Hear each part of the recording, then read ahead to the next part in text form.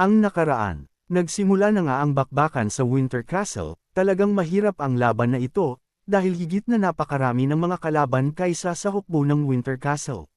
Sa oras na magtagal ang laban ay tiyak na ang katapusan ng Winter Castle. Ika-44 na kabanata. Natapos na ang bakbakan sa araw na ito, at maraming mga orc ang nagawang paslanjan sa lugar na ito, na si Eli naman ay pagod na pagod talaga. Habol ang hininga ng angas na ito, ano? Tapos na ba, tanong nito sa sarili, dahil parang hindi na niya ata kaya. Dito ay lumapit ang ating bida, sabi niya, ang sabi mo susunod ka sa akin hanggang kamatayan. Tanong ni Adrian na napalingon si Eli. Dito ay napangiti ang isang ito, at nagsabi, tignan natin hanggang saan ang tibay mo, sabi nito. Agad namang nagtaka si Eli sa sinabi ni Adrian, sumunod ka sa akin, sabi naman ng ating bida. Dito ay nagulat na lang ito sa sinabi ni Adrian sa kanya, kaya hindi niya alam kung anong gagawin. Lumapit si Arwen, sabi nito, simula sa mga sandaling ito ikaw ay hindi na miyembro ng Central Army. Sabi ng aming kamahalan na ikaw ay mapapasailalim na sa pamumuno ni Adrian, paglilino ni Arwen.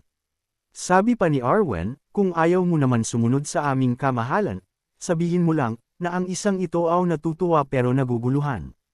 Dagdag pa ni Arwen, sabi rin ng unang prinsipe na hindi niya pipilitin ang sinuman na ayaw sumunod sa kanya, agad na tumayo si Eli, at nagsabi na hindi raw siya tatanggi. Kung ganun, sumunod ka sa amin, mixing sabi nito. Naalala pa ni Eli kung sino si Arwen, ito ang binabastos ng lalaking tinanggalan ng bayag ng ating bida, dahil manyakis ang isang ito, dahil binastos niya ang knight ni Adrian. Naglakad na paalis si Arwen sa mga sandaling ito, kaya dito naintindihan ni Eli kung ano ang ginawa ni Adrian noon. Kaya napagtanto niya na karapat dapat lang talaga na mamamatay si Bolzan noon. Si Bernardo ay ang apo ng angka ni Eli na kasahan dati ni Adrian, na hanggang kamatayan at pagkawasak ng kanilang pamilya ay hindi tinalikuran ang Mana Heart. Sa kalagitnaan ng digmaan sa Winter Castle, si Bernardo ay nakatagpo ng bagong master na kanyang paglilingkuran at iaalay ang kanyang buhay. Kaya ngayon itong si Bernardo ay kasapi na ng samahan ng ating bida. Dito ay itinala ang lahat ng kaganapan sa digmaan sa Winter Castle, at nasaksihan ito ni Niccolo Marchiadel. Nakatala na sa unang araw ng digmaan, ang warlord ng mga kalaban ay may 20,000 hukbo ng mga orc patungo sa Winter Castle. Ang mga ranger, at mga soldiers ng Winter Castle ay talagang binuhos ang kanilang lakas para lang labanan ang mga orc. 89 sa mga ito ay namatay, at 114 naman ang sugatan sa hukbo ng Winter Castle. Sa ika-4 na araw naman ng digmaan, ang Eastern Wall ay bumagsak, napasok ito ng mga halimaw, pero nabawi rin naman kaagad ito, kaya lang marami sa mga ranger ay talagang nagtamo ng matinding pinsala, 371 ang mga namatay, at 114 ang sugatan. Sa ika-6 na araw naman ng digmaan ay talagang pulala na ng pulala ang mga nangyayari, dahil marami sa mga kagamitang pangangailangan ng hukbo ng Winter Castle ay paubos na. Hindi na sapat para supplyin ang bawat sundalo sa Winter Castle, at ang mga kagamitan nila panglaban ay bawas na ng malala, kaya marami na sa mga ito ang patuloy na nasasaktan sa labanan. Sa ika-13 araw ng digmaan, ang puwersa ng Winter Castle ay talagang pagod na, dahil talagang napakarami pa rin ng mga kalaban, talagang walang katapusan ang bilang ng mga kalaban na patuloy na umaatake sa Winter Castle, nasa 300 ang mga namatay, sobrang dami na ang mga namatay sa bilang ng hukbo ng Winter Castle. Ang araw na ito ay ang ika-15 araw ng digmaan, ang isang ito ay patuloy na itinatala ang mga kaganapan sa digmaan. Dito ay napatingin na lamang ito sa kalayuan, dahil kung magpapatuloy ang parehas na sitwasyon, mauubos ang hukbo, at tiyak ang pagbagsak ng Winter Castle. Sumapit na lang ang gabi, at walang karagdagang puwersa ang dumating sa Winter Castle. Talagang pinabayaan na ito ng alyansa ng kaharian ng Leonberg, marami sa mga taong bayan at mga sundalo ang mga nasawi sa laban. Kaya dito ay nag-usap-usap na uli ang mga leader ng hukbo ng Winter Castle, pag nagpatuloy raw ito, at walang pinadalang tulong sa kanila, tiyak na mauubos silang lahat. Dito ay talagang nakakunot na ang noo ni Thornvale Bolorhard, kailagang nilang paatresan ang kanilang pangkat sa harapan at magsigawa uli ng bagong plano, hinding-hindi raw nila pwedeng iwanan ang Winter Castle kahit na anong mangyari. Kaya lang may nagreklamo na isa sa mga ito, hindi raw sapat na solusyon ang manatili lang rito at lumaban, at ano raw ang mapapala nila kung lalaban lang sila rito na pinabayaan na sila ng kaharian at ng pinuno ng karatig na lugar. Dito ay sumagot si Vincent, hindi raw ito laban para may makuha na kung ano, ito raw ay laban para pigilan na mawala sa kanila ang lahat, dahil sa oras na iwanan nila ito, mawawala sa mapa ang buong kaharian ng Leonberg. Tumayo pa si Vincent, Sir Erham, alam mo ba ang dahilan kung bakit ang Bolorhard ay nagtayo ng kastilyo rito sa isang walang saysay na lugar?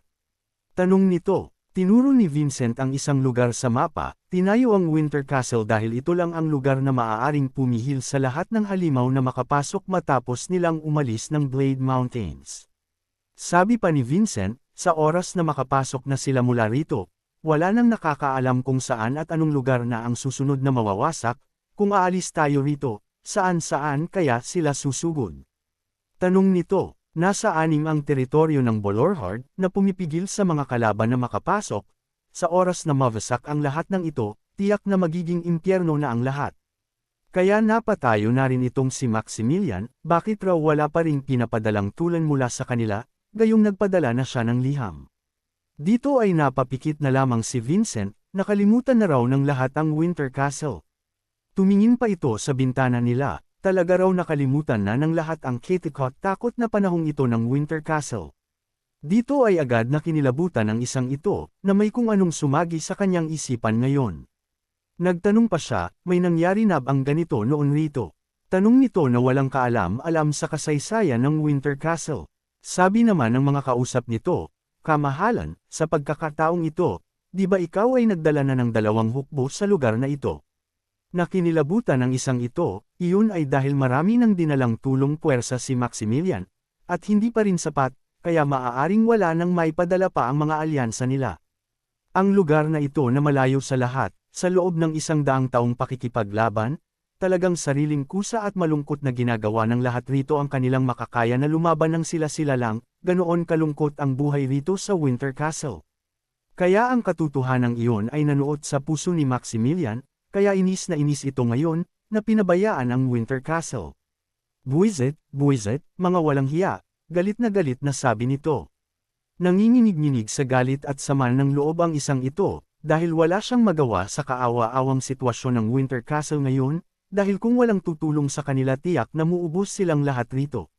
Dito ay lumapit si Adrian, kumalma ka kapatid ko, sabi ni Adrian kay Maximilian.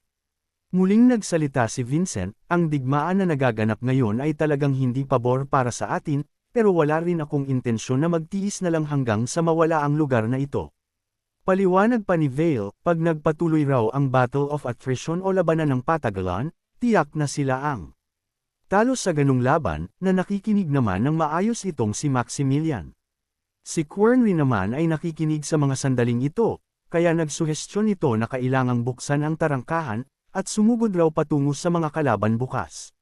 Nagpatuloy sa pagsasalita ang pinuno na si Vale Bolorhard na nakangiti itong si Adrian.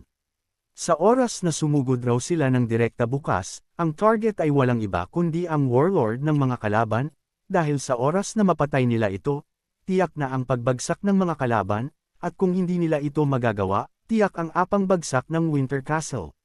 Kaya lang ang isang ito ay napapaisip, dahil napaka-imposibleng misyon raw iyon, dahil para makalapit sa warlord ng mga kalaban, 3 legion o 3 hukbo ng mga orc ang kailangang daanan at lampasan nila.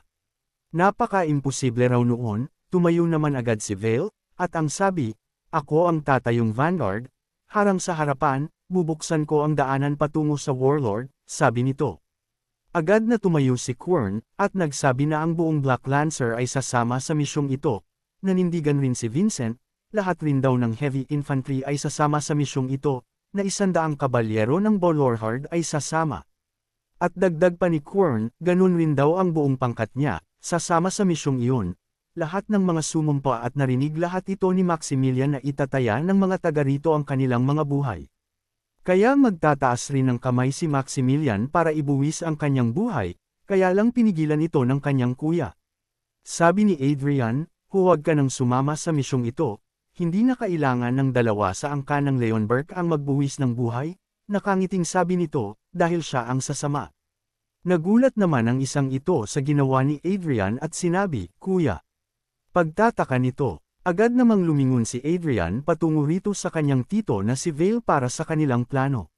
Sabi nito, "Tito, bigyan mo ako ng pwesto sa misyong ito." Matapang na sagot ni Adrian, na talagang hindi rin ito pahuhuli sa laban. Sobrang matagal na tapos ang pagpupulong na iyon, maraming mga taong kailangang kausapin ang ating bida bago dumating ang araw ng pagsugod nila. Dito ay nagsalita ang ating bida, sabi nito, "Isang beses ko rin sasabihin ito at makinig kayo, sa oras na bumagsak ang Winter Castle, pinapatakas niya ang mga kasamahan rito." Kaya ang isang ito ay nagtanong, "Paano po kayo kamahalan?" Ang mga reaksyon ng mga kinausap niya ay iba-iba, may ayaw siyang mapano, may iba naman na gustong sumama kay Adrian na magbuwis ng buhay. Iba-iba man ang sinasabi nila, parehas lang ang mga bigat at laman ng mga mensahe ng mga iyon.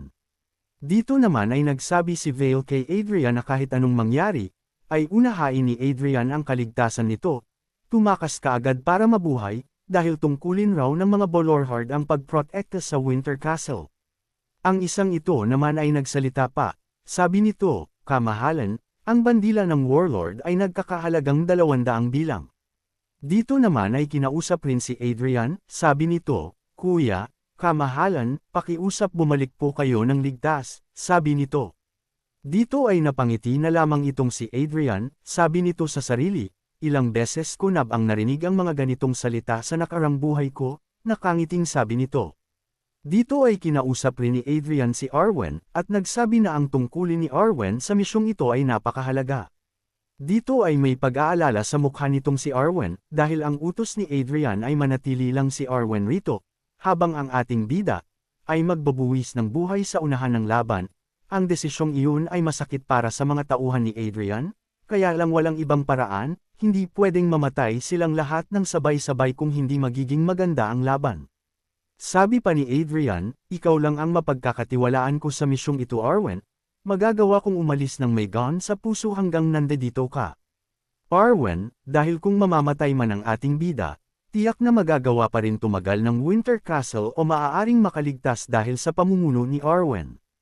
Humawak pa si Adrian sa balikat nitong dalaga, "Umaasa ako sa iyo, Arwen," sabi nito, na lubos na ikinagulat ng dalaga.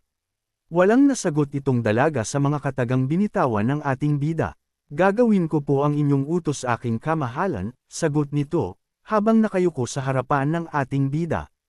Sabi pa ni Adrian, "Ang mga salitang susunod sa akin hanggang kamatayan, hindi ko mapapahintulutan sa panahong ito."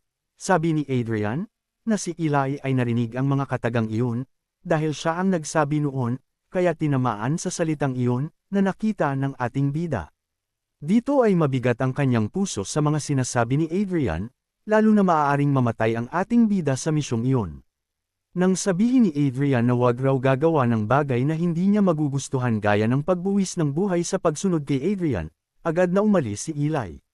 Kaya pinaalis na ni Adrian si Arwen, magpahinga na raw ito, na ang ating bida naman ay papasok na sa silid nito.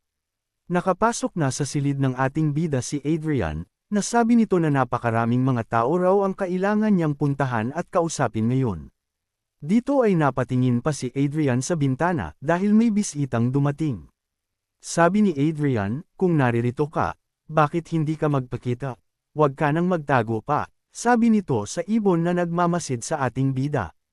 Ayun na nga, agad na lumipad ang ibon paalis ng pinagtitiguan nito, para pumunta sa ating bida. Sabi ng kuwagong ito na nagsasalita, "Mukhang napakaraming bagay ang gumugulo sa iyong isipan ngayon, kaya hindi muna ako lumapit sa iyo," sabi nito. Agad na dama po ang ibon sa balikat ng ating bida, na napailing na lang ang ating bida. Iyon ay dahil itong si Sigron ang may dahilan kung bakit nangyayari ang mga ito. Sabi pa ng ating bida, "Tinawagan kita ng matagal ng panahon, kaya lang ngayon ka lang nagpakita," sabi ni Adrian. Ang ibon ay walang iba kundi si Sigron, ang elf, na patay sa ating bida. Ano kayang pag-uusapan ng ating bida at ni Sigron, hihingi kaya ito ng tulong gayong kulang na sila sa tao? Hanggang sa muli.